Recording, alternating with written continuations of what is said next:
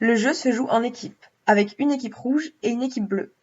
Dans chaque équipe, il y a un maître, qui aura un rôle particulier. Les équipes jouent à tour de rôle, l'une après l'autre. Le principe du jeu est le suivant.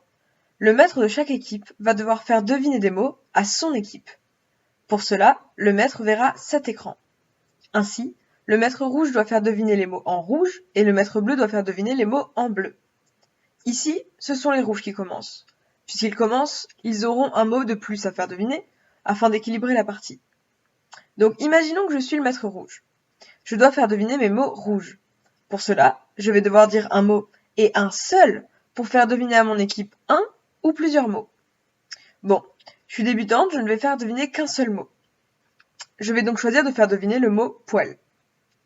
Mon équipe m'attend sagement et j'annonce donc casserole 1, ce qui signifie vous devez deviner un mot grâce au mot casserole. Mon équipe lit tous les mots, discute et se met d'accord sur le mot poêle.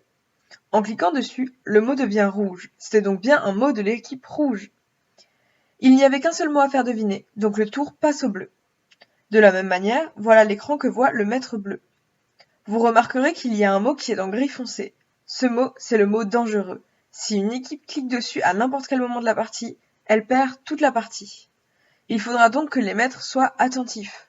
Si le maître bleu décidait de faire deviner le mot porc, en bas à gauche, il serait extrêmement risqué de dire le mot eau, car son équipe risquerait de cliquer sur le mot goutte, et la partie serait perdue. Bon, revenons à notre partie.